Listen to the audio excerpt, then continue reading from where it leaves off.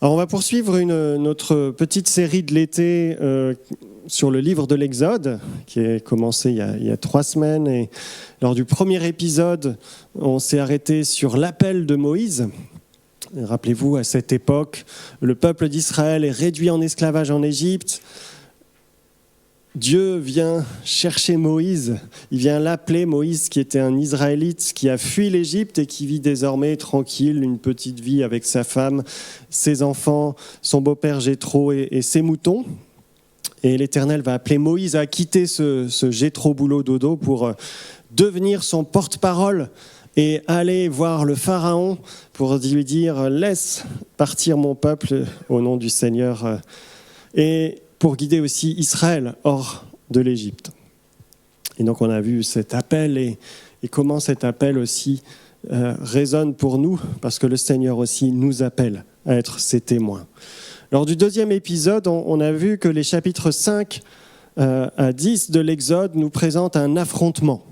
Un affrontement entre Moïse et le Pharaon, qui refuse de laisser partir les Israélites, mais un affrontement surtout entre le seul vrai Dieu et des puissances du mal. Et cet affrontement est marqué notamment par 9 fléaux, 9 signes et prodiges que le Seigneur va envoyer, des fléaux qui témoignent de la puissance du seul vrai Dieu, qui est le créateur de l'univers, le seul à pouvoir maîtriser le ciel, la terre, la mer et tout ce qu'ils contiennent. Et malgré cette démonstration de puissance, on avait vu que le Pharaon va s'entêter, va refuser de laisser partir Israël.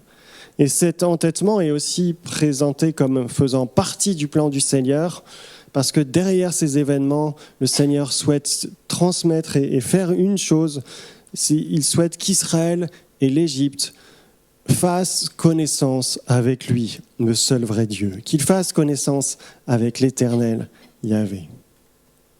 Et aujourd'hui, on va voir un peu la suite et on va s'arrêter sur les chapitres 11 à 15 du livre de l'Exode, qui raconte un peu la fin de cet affrontement ou l'aboutissement de cet affrontement. Et j'ai intitulé cet épisode « Le passage ». Le passage. Non seulement parce que ça raconte le passage à travers la mer Rouge d'Israël, mais surtout parce que cet épisode raconte la manière dont l'Éternel va passer au milieu de l'Égypte pour les juger et passer au-dessus des Israélites pour les sauver. C'est un épisode qui est commémoré par une fête qui est dans l'Ancien Testament souvent rappelée, la fête juive de la Pâque, qu'on appelle Pessah en hébreu. Et ce terme Pessah, on pourrait aussi le traduire par passage. Le passage. Et ce passage, je crois que nous y serons tous confrontés un jour. Nous y passerons tous. Un jour, toi et moi ferons face au jugement de Dieu, du Dieu Tout-Puissant. La Bible dit qu'il est donné à l'être humain de mourir une seule fois, après quoi vient le jugement. Et la question pour nous tous, c'est de savoir comment va se passer ce jugement. Et d'une certaine manière, le récit de l'Exode nous invite à nous préparer à ce passage. Commençons par le premier passage, celui de Pessah, les chapitres 11 à 13 du livre de l'Exode, qui raconte la façon dont l'Éternel va finalement faire plier le Pharaon pour qu'il puisse libérer les Israélites qui sont, rappelez-vous, réduits en esclavage, qui sont terriblement martyrisés. Et le Seigneur va envoyer un dernier fléau, un ultime fléau qui est assez terrible, qui est la mort de tous les premiers-nés égyptiens. Et durant une nuit terrible, l'Éternel va frapper tous les fils aînés de l'Égypte. Et cet épisode est rapporté au chapitre 11 à 13. Et au chapitre 11, on a d'abord le Seigneur qui vient trouver Moïse et qui lui annonce la venue de ce dernier fléau. Et de suite, Moïse va transmettre ce message au Pharaon pour annoncer ce que le Seigneur va faire. Et le début du chapitre indique, du chapitre 14, du 12, du chapitre suivant, indique la manière dont les Israélites doivent se préparer à ce passage. Chaque famille devra prendre un agneau sans défaut, un agneau en bonne santé, et l'immoler. L'immoler, c'est-à-dire le tuer en l'égorgeant. La famille devra ensuite prendre le sang de l'agneau et badigeonner les montants et le linteau de la porte de la maison. Et pendant la nuit, ensuite, la famille va manger l'agneau qu'elle aura fait griller. Un bon barbecue ou un bon méchoui. Et ce repas est présenté dans ces chapitres comme un rituel qu'Israël devra répéter chaque année à la même date. Un repas appelé donc en hébreu Pessar, un mot qu'on traduit généralement par Pâques en français, la Pâque sans S. Et en hébreu, le terme, il est en fait mis en rapport avec le verbe passar qui signifie probablement passer par-dessus ou sauter par-dessus, comme pour éviter quelque chose.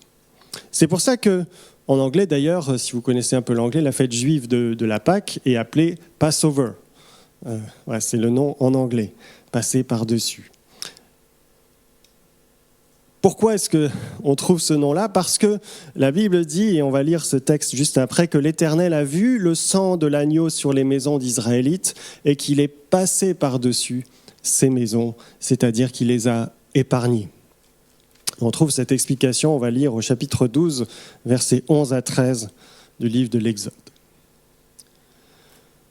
Il est dit donc au sujet de l'agneau de Pâques, « Vous le mangerez à la hâte, prêt à partir, la ceinture nouée aux reins, les sandales aux pieds et le bâton à la main. Ce sera la Pâque, Pessar, que l'on célébrera en l'honneur de l'Éternel. Je parcourrai l'Égypte cette nuit-là, je frapperai tout premier-né dans le pays, homme et bête, et j'exercerai ainsi mes jugements contre tous les dieux de l'Égypte. Je suis l'Éternel. Le sang sera pour vous un signe sur les maisons où vous serez. Je verrai le sang et je passerai par-dessus, le verbe passar, par-dessus vous. Ainsi, le fléau destructeur ne vous atteindra pas lorsque je frapperai l'Égypte. Et chapitre 12 va continuer en expliquant différentes choses sur cette fête de Pessar, avec cette idée notamment que chaque année, pendant 7 jours, les Israélites devront manger du pain sans levain. Pourquoi ? Parce que c'est en souvenir du fait que lorsqu'ils ont quitté l'Égypte, ils sont partis tellement vite que le pain n'a pas eu le temps de lever, la pâte n'a pas eu le temps de lever, et le pain a été cuit sans levain, donc sans avoir levé. C'est en souvenir de cela qu'ils mangent ce pain sans levain. Et on va lire la suite encore du récit de ce dénouement de la libération d'Israël à partir du verset 28, toujours au chapitre 12. Puis les Israélites se retirèrent, donc après avoir entendu les consignes de Moïse que le Seigneur lui a transmis. Ils se retirèrent et accomplirent tout ce que l'Éternel avait ordonné à Moïse et à Aaron. Au milieu de la nuit, l'Éternel frappa tous les fils aînés d'Égypte, depuis celui du Pharaon qui régnait sur le trône, jusqu'à celui du détenu qui se trouvait en prison, et au premier-né des animaux. Cette nuit-là, le Pharaon se leva, ainsi que tous ses hauts fonctionnaires et tous les Égyptiens. De grands cris furent poussés dans toute l'Égypte, car il n'y avait pas une maison où il n'y eut un mort. En pleine nuit, le Pharaon convoqua Moïse et Aaron et leur dit « Levez-vous !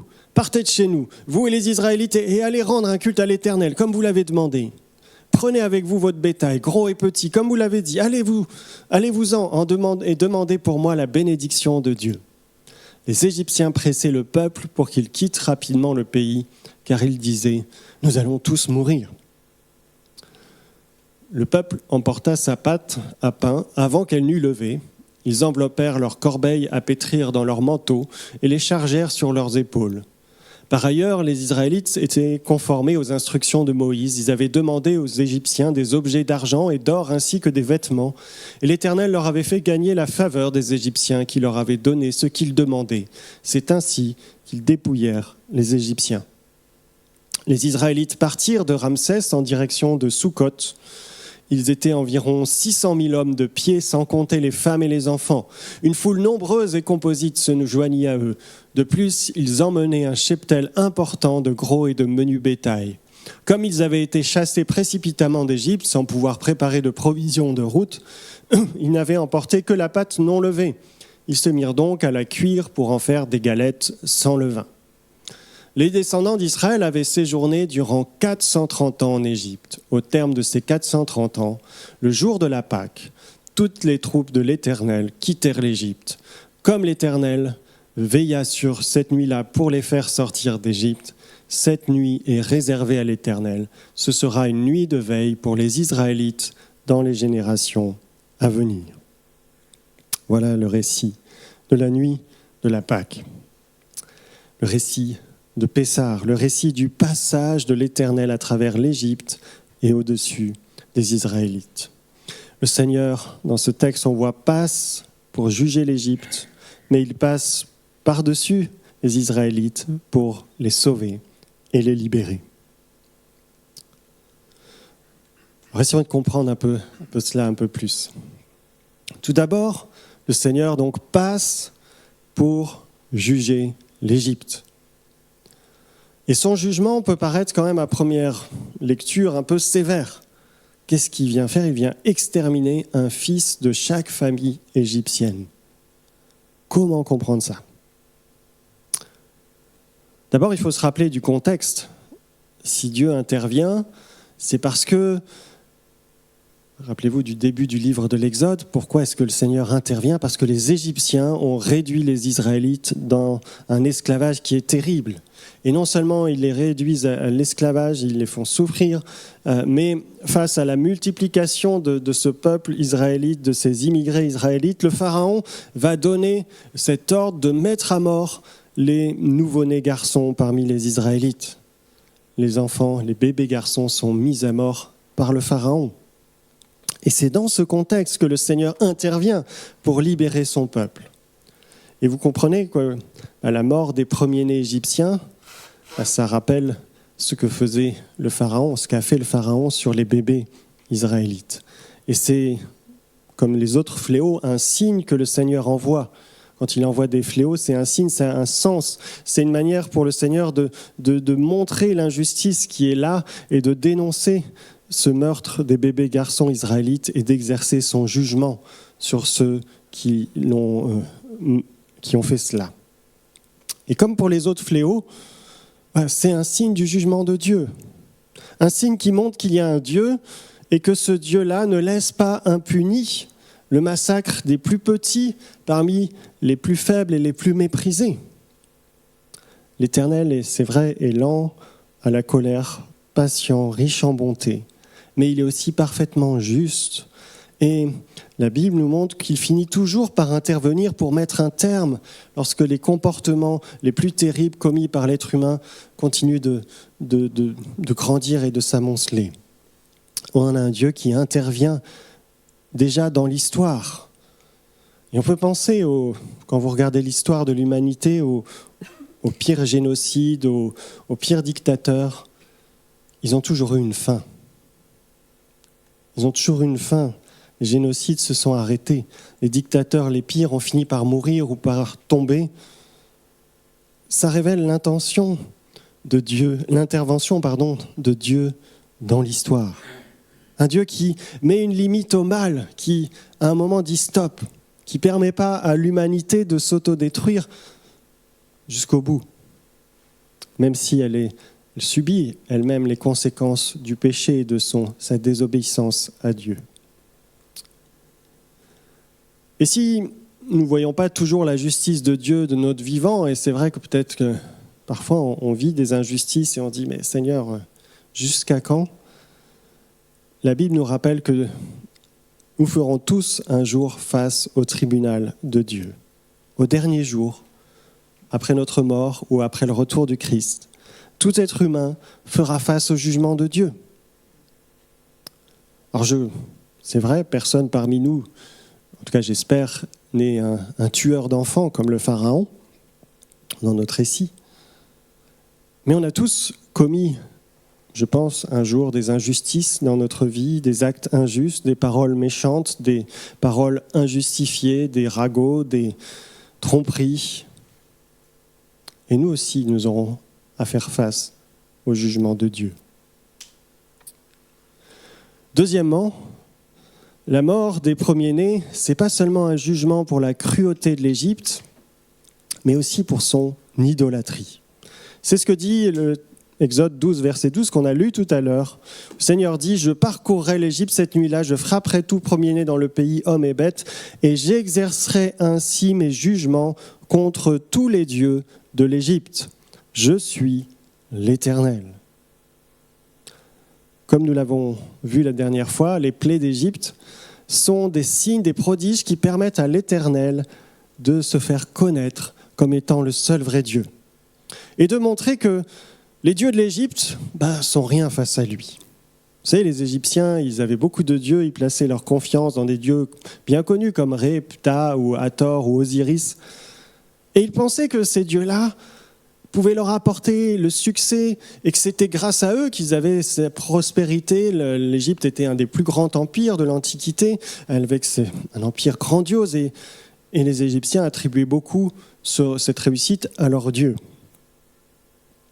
Et pourtant, le récit de l'Exode montre que ces soi-disant dieux n'ont pas pu protéger les premiers-nés égyptiens du seul vrai Dieu.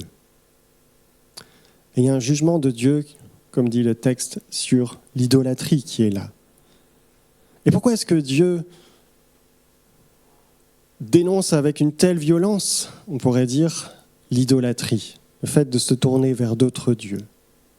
Parce que l'idolâtrie, c'est quelque chose qui va pousser l'être humain à placer sa confiance en quelque chose qui n'est que du vent au final.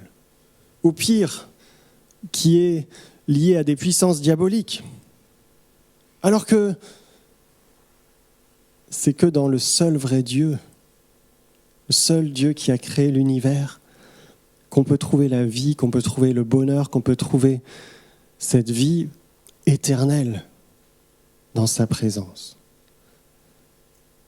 Vous voyez, le Seigneur intervient parce que l'idolâtrie est ce qui mène l'humanité vers sa perte, est ce qui mène l'humanité vers le péché, vers toute la méchanceté, vers tout ce qui n'est pas à la gloire de Dieu, vers tout ce qui va mal. L'idolâtrie est la racine de tous les malheurs du monde, selon la Bible. Alors dans notre société, aujourd'hui, les dieux actuels ne s'appellent plus Ré ou Ptah, mais je crois qu'il y a encore parfois des dieux qui occupent certaines places dans la vie de nos contemporains, voire dans notre vie à nous. C'est peut-être plus Ré ou Ptah, mais c'est peut-être le dieu Monnaie. C'est peut-être plus Osiris ou Hathor, mais le dieu moi. Moi d'abord.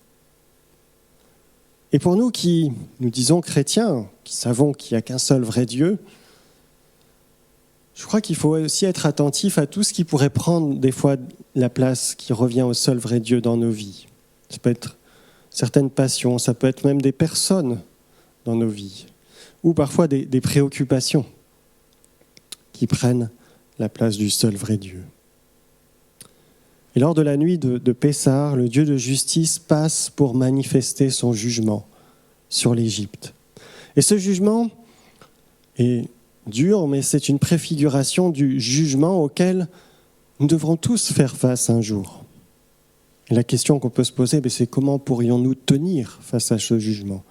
Nous mériterons, nous aussi, d'être frappés, parce que nous ne sommes pas justes, parce que nous avons commis le péché, parce que nous avons ignoré le seul vrai Dieu. Nous méritons aussi de trépasser lorsque le Seigneur passe pour juger. Bien heureusement, le récit de l'Exode ne s'arrête pas là, sinon ça serait un peu dur pour nous, si on arrêtait la prédication là. Heureusement, le récit de l'Exode nous laisse entrevoir un autre passage, une autre issue. Le Dieu de justice, montre le texte qu'on a lu, peut devenir aussi notre Dieu protecteur, celui qui passe au-dessus de nous comme un protecteur. Et le récit de la Pâque nous montre que cela passe par la mise à mort d'un agneau.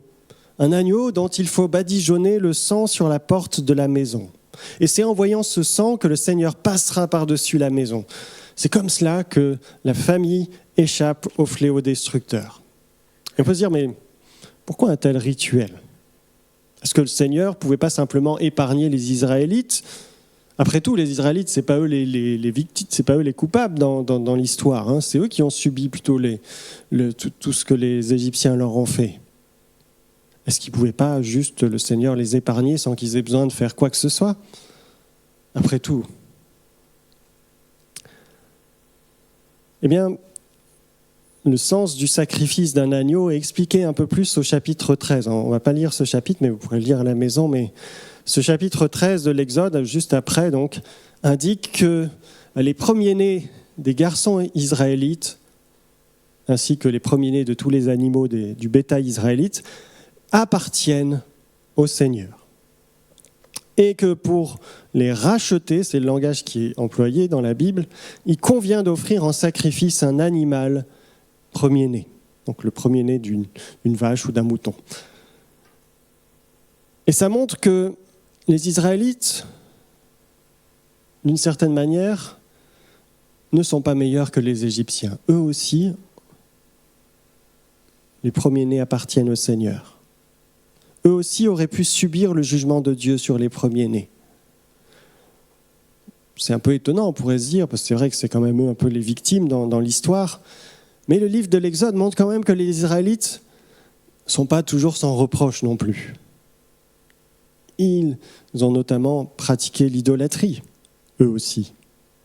Ils n'ont pas toujours fait confiance à l'Éternel, et on le verra tout à l'heure, mais même après leur libération, ils commencent de suite à douter, à regretter leur situation en Égypte, à se plaindre. Eux aussi mériteraient le jugement de Dieu. Mais dans sa grâce, le Seigneur leur offre une possibilité d'échapper au jugement. Et ça passe par un acte qui est symbolique, bien entendu, mais une symbolique forte. La mise à mort d'un agneau premier-né. Et cette mise à mort fait comprendre aux Israélites que l'agneau, ce premier-né, subit quelque part le sort qu'il mériterait. Son sang est versé à la place du leur. Le sang de l'agneau est versé à la place du leur. L'agneau vient prendre la place du premier-né dans la famille. Il permet symboliquement de racheter ce premier-né devant Dieu. Et ça, c'est le sens du rite de Pessah, de l'agneau de la Pâque. Et le récit de la nuit du passage, vous savez que c'est un récit qui joue un rôle très important dans toute la Bible. Je pense que vous l'avez tous entendu un jour, mais c'est un récit qui est rappelé à plein d'autres endroits dans la Bible, qui est rappelé dans de nombreuses reprises dans l'Ancien Testament. Et on rappelle aussi à plusieurs reprises dans la loi de l'Ancien Testament la façon dont il faut répéter cette fête de Pessah chaque année au même moment. C'est une des plus importantes fêtes juives d'après l'Ancien Testament, mais même encore jusqu'à aujourd'hui, les Juifs fêtent Pessah tous les ans et c'est une fête vraiment importante pour eux. Alors, depuis la destruction du temple de Jérusalem, puisqu'à l'époque, si vous pensez à l'époque de Jésus, on faisait ce sacrifice de l'agneau dans le temple, on venait au temple à Jérusalem pour sacrifier cet agneau lors de la Pâque. Mais depuis qu'il n'y a plus de temple à Jérusalem, il y a presque 2000 ans, ils ne sacrifient plus d'agneau les Juifs, si vous allez fêter Pessah avec eux. Mais par contre, ce qu'ils font à chaque fois, c'est rappeler ce récit de cette nuit de la libération, cette nuit où le Seigneur est intervenu. Et ce récit, ce n'est pas seulement important pour les Juifs, mais c'est aussi important et peut-être encore plus pour nous chrétiens. Pourquoi ? Parce que le Nouveau Testament montre que ce récit de la nuit de Pâques préfigure un autre événement, encore avec des conséquences bien encore plus importantes, avec une portée encore plus large pour toute l'humanité. Et quel est cet événement ? C'est la mort de Jésus-Christ sur la croix. Rappelez-vous, c'est à l'occasion de la fête de Pessah que Jésus est arrêté, que Jésus est crucifié. C'est lors d'un repas aussi de cette même fête que Jésus va prendre ses disciples et va leur dire, voilà le repas que je vous invite à commémorer régulièrement, ce que nous on va faire tout à l'heure, la Sainte Seine. Jésus-Christ a ensuite, rappelez-vous le texte, veillé durant toute la nuit. Comme il est dit dans le texte qu'on a lu tout à l'heure, que l'Éternel a veillé toute la nuit de Pessah pour sauver Israël, pour libérer Israël. Et puis surtout, Et ça, c'est quelque chose qu'on trouve dans beaucoup de textes. Il y a beaucoup d'allusions dans les textes du Nouveau Testament. Jésus est l'agneau de Dieu. Il est cet agneau immolé, cet agneau sacrifié. Bien entendu, c'est une image. Jésus n'était pas réellement un agneau, mais il prend quelque part le rôle en tant qu'être humain, en tant que Dieu, ce rôle de l'agneau. Jésus est présenté comme le premier-né de toute la création, le Fils unique de Dieu, le seul être humain sans péché, parfait. C'est ce sacrifice parfait qui va être offert une fois pour toutes, celui qui nous a rachetés pour Dieu par son sang. C'est des formules qu'on trouve dans la Bible, qu'il est l'agneau de Dieu qui ôte le péché du monde. Voilà, c'est des formules, je pense que vous avez déjà entendues, qu'on trouve dans beaucoup de passages du Nouveau Testament, on trouve aussi dans beaucoup de nos chants, et des formules un peu bizarres. Pourquoi Jésus est un agneau égorgé? Qu'est-ce que ça veut dire? Et ces images trouvent leur sens et trouvent leurs racines dans le récit qu'on vient de lire de la nuit de Pessah, lorsque le Seigneur est passé en Égypte, qu'il a libéré son peuple de l'esclavage. Grâce au sacrifice de Jésus-Christ, le Dieu vivant passe par-dessus ton péché, si tu places ta foi en Jésus-Christ. Aujourd'hui, c'est la bonne nouvelle, on n'a plus à sacrifier un animal lors de la naissance de notre premier-né, on n'a plus à sacrifier un agneau lors de la Pâque. Et d'ailleurs, si vous pensez au repas que le Seigneur Jésus a institué, ce repas, comme on va le prendre tout à l'heure, est fait de pain et du fruit de la vigne. Il n'y a pas d'agneau. Le Seigneur n'a pas pris un bout d'agneau. Il y avait certainement de l'agneau lors du repas de Pâques avec ses disciples, mais il ne l'a pas pris. Pourquoi? On pourrait se poser la question. Mais probablement parce que c'était lui, l'agneau. Jésus est l'agneau de Dieu. Et il a déjà été sacrifié une fois pour toutes pour nous. Et c'est par son sang que nous sommes rachetés. Voilà un peu le sens de Pessah, de la Pâque. Le Seigneur passe. Et toi aussi, tu devras faire un jour face à son passage, un jour ou l'autre. Et la question est de savoir comment tu y feras face. Tu peux choisir de t'entêter comme le Pharaon, de refuser de plier le genou face au seul vrai Dieu, de refuser de reconnaître tes torts, de faire comme s'il n'y avait pas de Dieu. On voit que ça a les conséquences dans le texte qu'on a lu. Mais tu peux inversement choisir de placer ta confiance dans l'agneau de Dieu, dans Jésus-Christ. C'est lui qui a payé de sa vie ton salut. Et si tu crois que Jésus est mort à ta place à la croix, eh bien tu n'as pas à craindre le passage. Tu peux aller avec confiance, tu peux aller avec assurance, couvert par le sang de l'agneau. Est-ce qu'on réalise encore ce matin la grandeur de ce salut offert en Jésus-Christ? Mais le récit ne s'arrête pas là. Le chapitre 14 de l'Exode va nous raconter un autre passage. Et quel est ce passage? C'est celui d'Israël à travers la mer. Parce que les Israélites n'ont pas seulement échappé à la mort, ils ont été libérés de l'esclavage. Ils n'ont pas juste échappé au fléau, ils ont été libérés. Ils sont sortis libres hors d'Égypte, on l'a vu tout à l'heure, avec en plus des troupeaux, avec de l'argent, de l'or que les Égyptiens leur avaient donné. Et tout ça, ça nous rappelle que l'objectif du Seigneur, c'est pas juste de nous faire échapper à son jugement que l'on mériterait. Il veut nous faire entrer dans une vie nouvelle. Il veut nous délivrer de l'esclavage du péché. Il veut nous conduire dans une vie qui est marquée par le bonheur de sa présence, dès aujourd'hui et pour l'éternité. Et après la sortie d'Égypte, le livre de l'Exode raconte comment le Seigneur va conduire les Israélites dans cette vie nouvelle, dans ce nouveau chemin. Et bizarrement, ça commence en les emmenant vers le désert. Et à travers le désert, ils vont arriver face à la mer des roseaux, selon le texte, et on pense en général que ça correspond à la mer Rouge. Le Seigneur marche À leur tête, dit le texte, ils se manifestent à travers une colonne de fumée durant le jour et une colonne de feu durant la nuit. Mais voilà, alors que Israël est tout content de partir, libre, etc., que tout d'un coup le Pharaon arrive parce qu'il se décide de poursuivre les Israélites. Il se dit quand même, bon, j'ai laissé partir là toute une main-d'œuvre facile, je ne sais pas si c'était une bonne idée.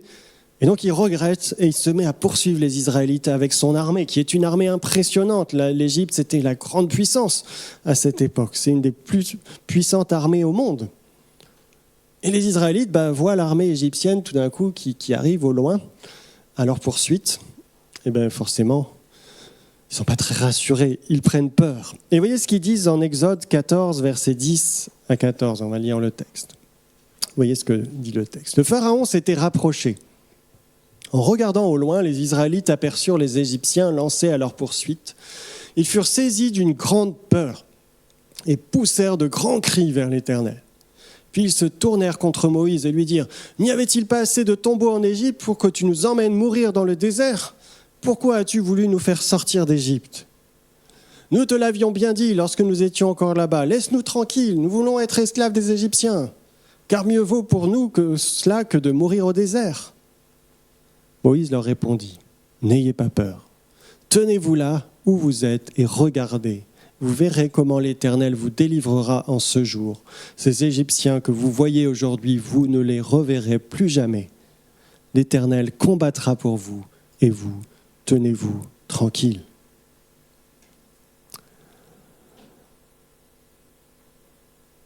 C'est toujours étonnant cette réaction des Israélites et d'ailleurs, quand vous continuez le texte, même après qu'ils aient traversé la même route, ils regrettent encore. Les Israélites, ils ont quand même expérimenté, rappelez-vous, ce qui vient de se passer il y a quelques jours avant, le salut du Seigneur durant la nuit de Pâques, le fléau avec l'agneau immolé, ils ont vu sa main les protéger, ils ont vu les Égyptiens leur donner plein de choses et partir libres. Et leur Seigneur leur offre cette vie nouvelle. Mais voilà, qu'est-ce qu'ils disent dans le texte ? Nous voulions être esclaves. Ils regrettent l'ancienne vie. Ils préféraient vivre une vie d'esclavage tranquille. Alors certes, pas très agréable, il y a des inconvénients, mais c'est plutôt rassurant. Toujours comme ça, au moins on était tranquille, on n'allait pas mourir dans le désert. Et on voit qu'il y a quelque part une peur ici de l'inconnu. Peur du désert, peur des Égyptiens qui les poursuivent. À peine libérés, ils regrettent déjà l'Égypte. Et je crois que c'est une image parfois de la vie chrétienne. L'apôtre Paul dit dans 1 Corinthiens 10 que la traversée de la mer Rouge, tous ces épisodes sont des images de la vie chrétienne. Et on croit parfois que la vie chrétienne, c'est un long fleuve tranquille. Et parfois, quand on expérimente le salut en Jésus-Christ, quand on découvre son pardon, on comprend qu'il est mort à notre place, on se réjouit, on dit « Waouh, c'est génial !» On est un peu tout feu, tout flamme. Mais voilà, la vie nouvelle que l'Éternel nous offre passe parfois aussi par le désert. Ça passe aussi par des combats, par des oppositions. C'est pas toujours très confortable. Ça implique parfois de prendre des décisions qui ne sont pas toujours très faciles. Parfois, il faut rompre avec certaines anciennes habitudes, nos habitudes d'esclaves du péché. Il faut renoncer parfois à la facilité apparente d'une vie sans engagement, renoncer à certains compromis qui parfois pourraient... c'était quand même plus facile avec ces petits compromis financièrement, là au moins, mais là, devoir se mettre en règle. Et on pourrait presque regretter notre ancienne vie d'esclave. Pourtant, si le Seigneur nous fait passer par ce chemin, c'est pour notre bien. C'est pour nous apprendre que la vie chrétienne ne peut se vivre qu'en faisant confiance à Dieu. Un Dieu qui nous a déjà démontré qu'on pouvait lui faire confiance, puisqu'il a donné la vie de son propre Fils unique pour nous sauver. Et dans le récit de l'Exode, ce qu'on voit déjà à la fin du texte qu'on a lu, mais dans la suite aussi, l'attaque des Égyptiens, cette poursuite des Égyptiens, ça va être un moyen que le Seigneur va utiliser. parce qu'on voit, si vous lisez le texte en entier, que c'est le Seigneur qui fait en sorte que le Pharaon vienne les poursuivre. Et le Seigneur va utiliser cet épisode pour se faire mieux connaître à Israël. Vous connaissez tous la suite de l'histoire. Le Seigneur va ouvrir la mer en deux et les Israélites vont traverser à pied sec. Les Égyptiens vont essayer de les poursuivre, mais ils vont un peu s'embourber et puis la mer va se refermer sur eux et ils vont finir noyés. Et après cet épisode, voyez ce que dit Israël, et on va lire ça en Exode 14, verset 31, c'est la conclusion, juste après cet événement. Israël vit la grande puissance que l'Éternel avait déployée contre les Égyptiens. Et le peuple eut de la crainte envers l'Éternel. Il eut confiance en lui et en Moïse, son serviteur. Vous voyez, cet épisode a amené Israël à placer sa confiance dans le seul vrai Dieu. Et la crainte des Égyptiens s'est transformée en une crainte positive, révérentielle envers le Seigneur. Oui, c'est vrai que même si nous avons reçu le salut en Jésus-Christ, qui est l'agneau de Dieu, nous pouvons encore être attaqués. La route ne sera pas toujours facile, mais ce n'est pas l'ennemi que nous devons craindre. Parce que le Dieu qui conduit nos pas, c'est le Dieu Tout-Puissant. C'est l'Éternel, c'est un Père qui nous aime tellement qu'il a donné son Fils unique pour nous délivrer, pour nous pardonner. Est-ce qu'on va encore en douter ? Est-ce qu'on va encore continuer de vivre une vie comme des esclaves de la peur ? Est-ce qu'on va retourner, parfois, cette tentation de retourner vers le confort de nos petites habitudes d'esclaves ? Ou est-ce que l'on va placer notre confiance en ce Dieu qui nous a démontré son amour d'une manière incroyable, le Dieu qui nous a délivrés par son bras puissant en Jésus-Christ ? Oui, il va falloir peut-être passer la mer Rouge, mais ce passage-là, tu peux le faire en ayant confiance dans le sang de l'agneau de Dieu. Grâce au sacrifice de Jésus-Christ, le Tout-Puissant passe au-dessus de toi. Il marche devant toi dans une colonne de nuée et de feu. Amen. Je vous invite à prier.